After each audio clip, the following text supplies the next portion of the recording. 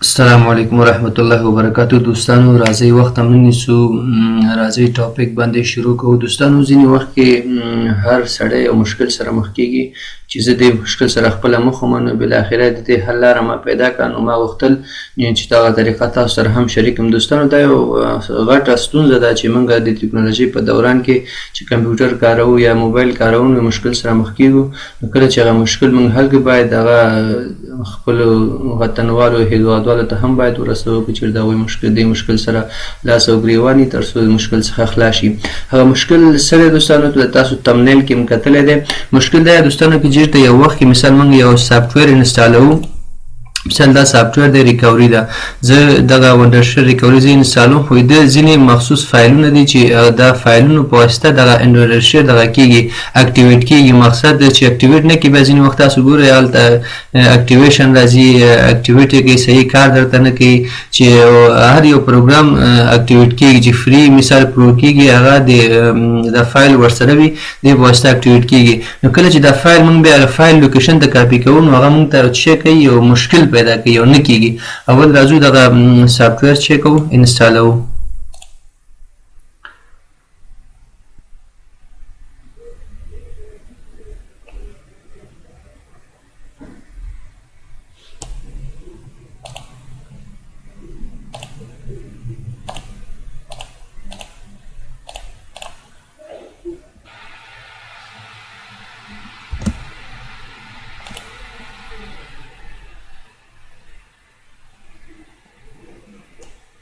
دوستانو سافټویر انسټال شو، زموږ ضرور دی چې باید هغه فایل چیک کړو. دا باید د فایل ډیسټینیشن د چیک کړو، کاپي کړو. دا چې کله موږ کاپي کوو، چون دا 3 فایل دي خو ما ټول کاپي کوو، فرق نه کوي. دا چې کله کاپي کړو دلته باید د ډیسټینیشن کې چیک کړو، پیسټ کړو. مثال دلته لوکیشن ته راځو، کله چې دلته موږ لوکیشن ته راغلو دلته وغواړو هغه فایل موږ دلته پیسټ کړو. کله چې دا فایل موږ پیسټ کوو موږ ته دا څه راکوي، یو ایرر راکوي. دلته ګورئ تاسو اکسس ډینایډ، چې دا یو غټه ستونزه ده. مثال موږ بیا د لاس او ګریوان چې څنګه دا باید حل کړو چې دلته نه کاپي کوي نو هغه چیک کېږي، هغه دا پروګرام دی نه اکټیویټ کېږي. که چېرته دا کاپي کوي نو بیا مشکل سره همدا به روبرو یي چې کله چې دا کاپي کوي ته او دلته کار نه کوي. نو د دې حل لاره څه ده دوستانو؟ د دې حل لاره ډېره اسانه ده او ډېره ساده ده. اوس تاسو درښایم چې دغه مشکل سره تاسو مخ شوئ، اوس به دا حل کړو. څنګه ده؟ نو ډېره ساده ده دوستانو.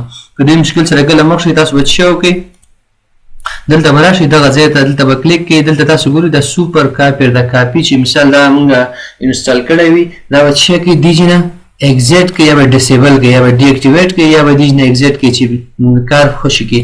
کله چې دا کار پرېږدي دوستانو دلته به راشئ، بېرته هماغه خپل کار باندې به راشئ، فون لوکیشن ته به راشئ. دلته به څه وکړئ، دلته به پیسټ کوي. هغه فایل دلته کله پیسټ کوي ته تاسو نه غواړئ ریپلیس وي، دلته شته دا غواړئ ریپلیس کړئ، یس کله تاسو وکړئ دلته به کنټینیو کوئ.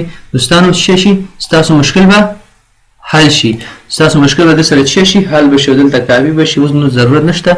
اوس ګورئ دوستانو هغه دغه فایل و، اوس به دلته څه وکړم، دا رن کړم چې کار څه کوي. دوستانو اوس خبره خلاصه ختمه دغه دوستانو اوپن شو، اوس اکټیویټ شو. مخکې اکټیویټ نه وه، چې دا ما اکټیویټ کوله په پیسو باندې اکټیویټ کېدله. په هغه طریقه باندې مثال کوم فایلونه تاسو ولرئ هغه کولی شئ په دغه طریقه باندې دلته څه کوي. دا یو ریکوري ده، بهترینه ریکوري ده چې ونډرشیر یو زبردسته ریکوري ده.